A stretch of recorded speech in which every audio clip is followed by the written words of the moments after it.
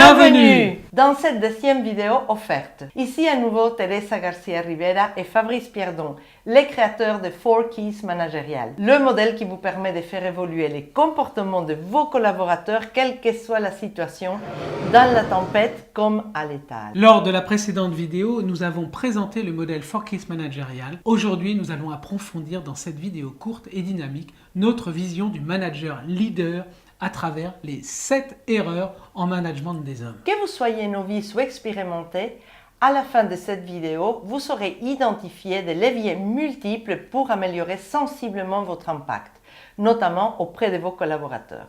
Sans oublier votre hiérarchie, vos clients, vos pairs, ainsi que votre vie associative et personnelle. Vous connaissez certainement une ou plusieurs de ces erreurs. Il est possible que vous ayez l'impression que l'on ne peut rien changer, ou en tout cas que vous ne savez pas du tout comment faire autrement. Et peut-être que vous n'avez pas conscience de l'importance, de l'impact que ces erreurs peuvent avoir sur votre efficacité et sur leurs conséquences à long terme. Là, tout de suite, vous êtes sensiblement au même stade que lorsque nous rencontrons nos clients pour la première fois, avec leur sentiment d'impuissance face à des situations répétitives et cycliques. Et c'est là que nous intervenons. À force de partager ces situations maintes et maintes fois, nous avons dressé une liste des 7 attitudes managériales courantes qui ont des conséquences insoupçonnées, à caractère systémique, touchant la motivation, le déploiement de l'intelligence et de la créativité, la cohésion des équipes et la paix sociale. Nous faisons les paris que vous vous retrouverez dans au moins une de ces situations et que cette présentation vous permettra d'acquérir l'apprentissage essentiel pour chacune d'entre elles. Maintenant, nous passons en revue l'une après l'autre des erreurs qui sont particulièrement lourdes en conséquences pour les managers et leurs coéquipiers. Nous donnerons quelques pistes très générales de la manière dont ces managers ont pu bénéficier de notre méthode. Lors des prochaines vidéos, vous pourrez bénéficier pleinement de chacune de nos 4 clés de manière pratique et détaillée. Allons-y. La première erreur, probablement aussi la plus courante, a pour conséquence de polluer les relations et d'être virale. Comme aurait pu dire Confucius, un dragon n'étant pas un feu. En gros, vous avez des tensions émotionnelles et vous les répandez partout. Changer. Je te confie la boîte 15 jours, voilà le résultat. File dans la voiture. Terminé. On peut se poser la question du contexte d'apparition de cette erreur, par exemple. Êtes-vous particulièrement fragile et vulnérable au stress? Bon, d'après notre expérience, il s'agit plutôt d'une méconnaissance des effets néfastes que cette attitude génère, plus que la volonté consciente de nuire. Sans minimiser la difficulté de certaines personnes à s'apaiser eux-mêmes.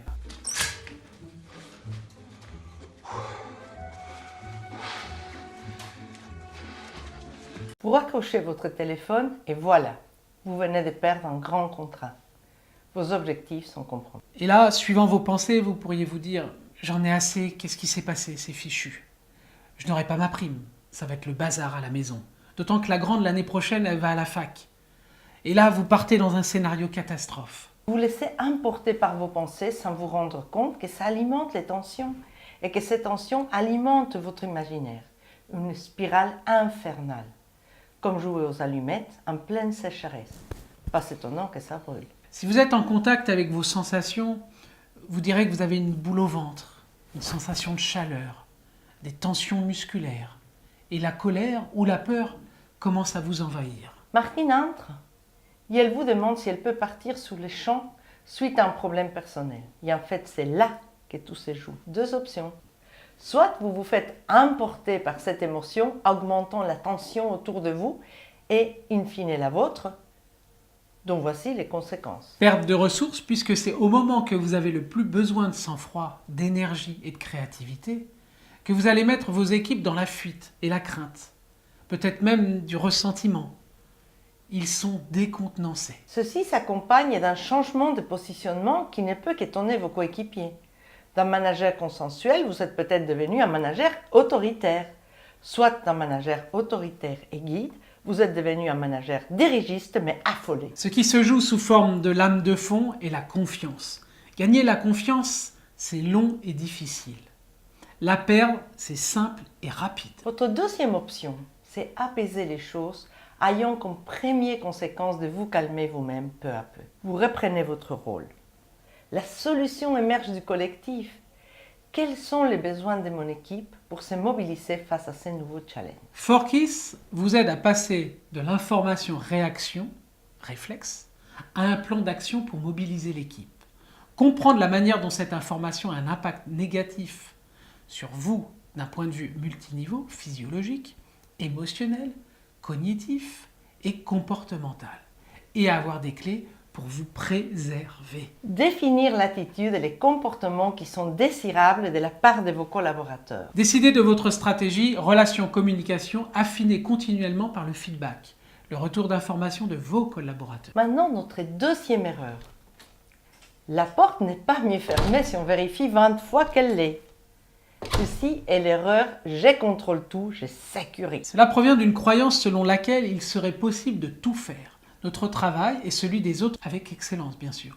Ajoutez à ceci une grande peur de laisser filer des erreurs ou un manque de confiance dans l'équipe et le tour est joué. Éléonore convie Esteban tous les vendredis avec son reporting où ensemble, ils se livrent à vérifier chacun des items. Esteban se plaint aux autres collègues d'être infantilisé. Éléonore se plaint à son tour, à son N+1.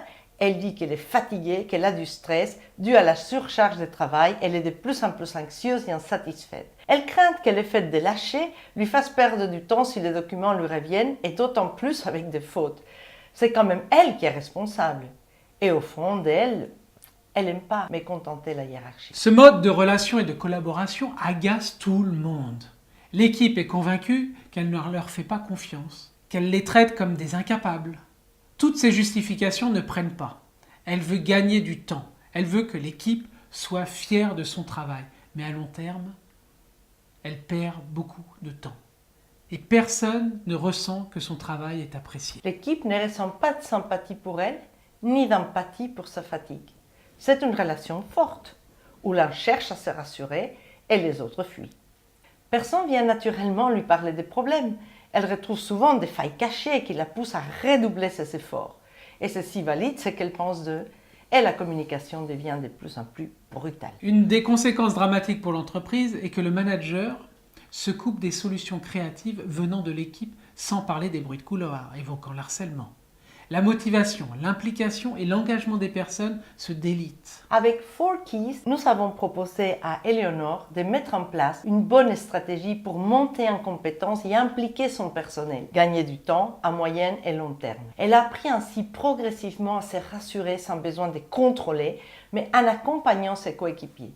Il fut essentiel de travailler ici avec les indices, les retours d'informations qui l'ont guidé pour passer à des niveaux de responsabilisation progressive dans son équipe. Dans son cas, un des indicateurs principaux est le fait que les personnes de l'équipe lui rendent compte des situations critiques et cela naturellement. L'erreur 3 peut se résumer dans cette image. Le funambule ne passe pas d'un extrême à l'autre. Il est en équilibre. Ceci revient à ne pas travailler avec son collectif de manière juste.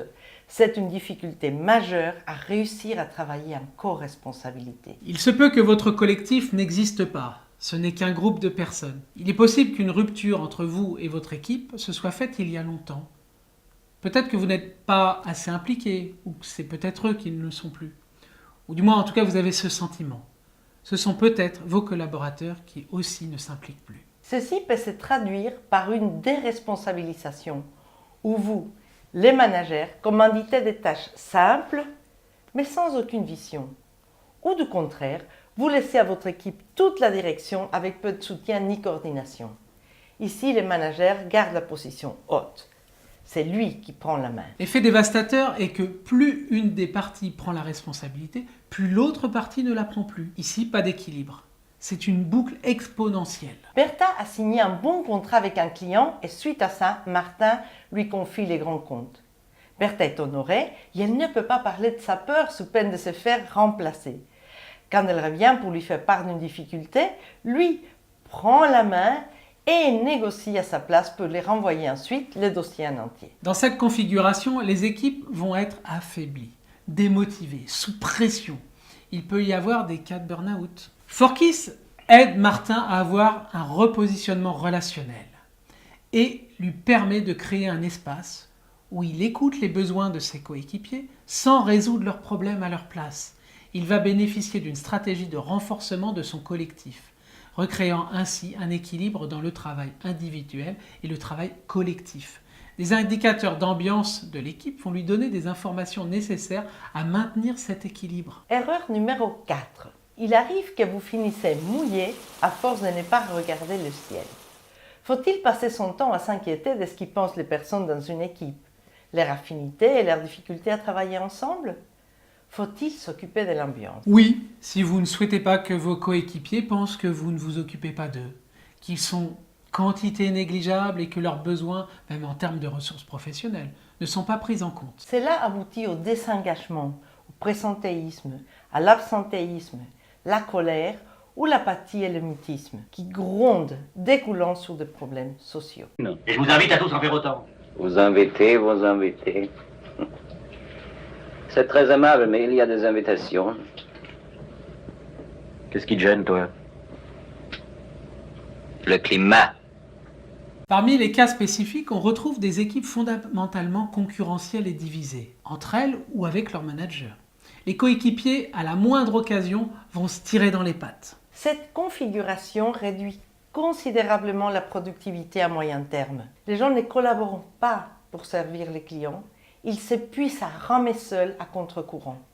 Ne trouvant pas de soutien, ils doivent gérer seuls toutes sortes de situations, même des moments plus ou moins lourds dans la vie. Ils s'avancent en pliant l'échine et rêvent de partir ou partent pour du bon. Forkis leur donne un cadre pour l'émergence de la parole, comprendre les problèmes pour créer une stratégie adaptée à la création d'un collectif solidaire, satisfaire le besoin d'attention de chacun, mettre à disposition les ressources individuelles et collectives, redonner du plaisir à travailler ensemble, transformer l'apathie en désir. Le manager a appris que celui qui veut atteindre le sommet doit prendre soin de sa cordée. Dans l'erreur numéro 5, nous retrouvons l'adage « déléguer n'est pas se débarrasser ». Jean-Claude se voit nommé pour une mission transversale dans l'entreprise sans aucune ressource supplémentaire pour y faire face. Normal. Depuis, il distribue ses dossiers en supposant que ses collaborateurs prendront le relais. Ils lui feront un retour si besoin. Jean-Claude ne prend plus le temps de faire des points hebdomadaires avec ses coéquipiers. Il a sous-estimé le degré d'information nécessaire à chaque collaborateur. Peu à peu, il répond aux questions sans tenir compte du contexte ni du process. Il est irritable, considérant que les personnes doivent comprendre d'elles-mêmes l'enjeu et le contenu des livrables. Les conséquences. Jean-Claude se sent persécuté par son équipe et plus spécifiquement par Marie, qui commence à se sentir non considérée et se trouve en perte de confiance par rapport à ses capacités, posant de plus en plus de questions, même des détails, là où d'habitude elle s'en sortait. Agaçant Jean-Claude qui se rend compte peu à peu qu'il ne pourra pas tout gérer de front que si son équipe s'y met. La situation devient critique pour Jean-Claude, qui doit réussir sa mission très stratégique pour la suite de sa carrière et qui se voit saboté par sa propre équipe. L'équipe dans le brouillard, avec des rendus qui ne sont pas adaptés, donne de plus en plus une sensation de travail bâclé auprès de la hiérarchie. Jean-Claude consulte et suit les stratégies Forkis de chi va piano va sano et qui va sano va lontano. Il remet la priorité sur le fait d'assurer sa délégation par des process solides et un peu de temps qui lui assure un maximum de liberté pour travailler dans ses projets. Un travail sur la communication adaptée à chacun de ses équipiers lui permet de tirer en un minimum de temps un maximum de clarté. Parlons de l'erreur numéro 6. Demandez à votre équipe de faire des choses sans sens qui viennent du haut n'est pas chose aisée. Une des stratégies consiste à faire comme un centre de routage, tout en se détachant de la tâche. Conséquence. Nous faisons porter la contradiction de demander des choses tout en insinuant qu'elles n'ont pas d'utilité. Catherine reçoit de plus en plus de demandes de sa hiérarchie concernant des reportings nombreux et volumineux. Sa nouvelle patronne ressent le besoin de tout contrôler pour satisfaire les nouvelles exigences des actionnaires. Catherine se démotive, n'ayant plus de temps de faire ce qu'elle considère comme son cœur de métier et force ses équipes à contenter son N+1. Elle n'arrive pas à entrer dans une logique carriériste, plus politique, et elle craint pour son travail. Poussée à bout, elle a commencé à entrer en escalade avec sa patronne et avoir des soucis avec la DRH. Son équipe fait face à ces surcroîts d'activité, sans sens et sans valeur pour eux. Ils se démobilisent et entrent dans un fonctionnement de travail hors de leur rôle et fonction de base et sans plaisir personnel. Nous vous laissons imaginer la détérioration des conditions de travail et tout ça en 2 mois. Les arrêts de travail et les tensions commencent à alerter les syndicats. Grâce à Forkis, Catherine a pu se concentrer sur la communication avec sa patronne et avec la DRH, régulant les échanges autour de la manière de rassurer ces derniers. Puis, elle a développé une stratégie pour faire le tri, prioriser et savoir ce dont chaque personne de son équipe avait besoin. Ouvrir l'information sur ses difficultés, à gérer ce surcroît d'activité auprès de sa responsable dans un esprit collaboratif. Elle a consolidé la relation avec sa patronne à travers des techniques spécifiques. Erreur 7. Nous avons gardé le meilleur pour la fin. Ici, il s'agit de notre capacité à percevoir la difficulté chez l'autre. Il n'y a que celui qui se cogne qui a mal. J'ai dit à mon manager que je n'arrive pas et il ne me donne pas les moyens de m'en sortir. Je finis par douter de moi, me démotiver. Et je me sens aujourd'hui nul. Mais il n'a rien compris. Je sais qu'il a les moyens, ce n'est qu'un problème de peur. Il n'a qu'à sauter les pieds joints, il va assurer. À force d'éviter, il s'empêche de grandir et de prendre de l'auteur. Surtout lui qui se prend la tête pour des détails. Vous essayez de rassurer vos coéquipiers en leur disant que tout va bien, que vous allez les couvrir en cas de pépin tant que le travail est fait consciencieusement. Et malgré ça, ils ont peur. Vous voyez comme étant un manager sécurisant, mais eux ne le ressentent pas d'aide, ni de soutien. Des points de vue stratégiques, nous allons nous attaquer à la boucle relationnelle. Plus on tente de rassurer quelqu'un qui a peur, plus on augmente sa peur. Dans le sens qu'il se sent démuni et que votre surassurance lui fait penser que vous ne viendrez jamais à son secours. Vous risquez d'entrer dans ce type de gouffre quand vous ne tenez pas compte du niveau d'autonomie de chacun. Ou alors vous considérez les émotions comme étant susceptibles d'être changées par un raisonnement logique. Encore une fois, les conséquences relationnelles auront un impact sur la réussite de vos objectifs. Vos coéquipiers seront paralysés, ne viendront plus vous trouver et vous serez dans l'incapacité de réguler les difficultés. Il se peut que vous soyez aussi amené à prendre en charge en urgence des dossiers. Forkis vous invite à considérer la peur comme une information qui nécessite une réponse adaptée au niveau émotionnel, ce qui est le cas d'ailleurs pour chacune des émotions. En conclusion, nous espérons que ces éléments vous permettront de mieux agir, adapter vos 4 clés, stratégie, communication, relation et les feedbacks pour mieux vivre ensemble dans l'entreprise. Nous avons beaucoup travaillé pour que Forkis soit un outil pratique et simple, mais pas simpliste. Notre méthode tient toujours compte de la complexité et les paradoxes qui émergent de la structure et des contraintes du monde de l'entreprise, qui rendent le travail managérial pour le moins périlleux. Soyez certains que notre ambition est de vous outiller face à cette complexité croissante. Nous vous invitons à écrire un commentaire en répondant à la question suivante. Avez-vous déjà eu l'opportunité d'aider ou de soutenir un de vos collègues ou amis à dépasser une des situations que nous décrivons ici? Dites-nous ce qui a été le plus accessible et ce qui vous a semblé le plus ardu dans votre démarche d'aide. À bientôt dans une prochaine vidéo ou dans une prestation Forkis managériale. Nous proposons des cours online ainsi que des conférences ou des séminaires présentiels ou par webinaire en direct. Cette présentation vous a offert un point de vue interactionnel sur le management et les relations au sein de l'entreprise. Pour nous contacter, aidez-nous à promouvoir cette approche auprès de vos amis et de vos collègues en la partageant par ces clics. Entre autres, suivez-nous sur nos chaînes YouTube. À bientôt et merci de votre attention.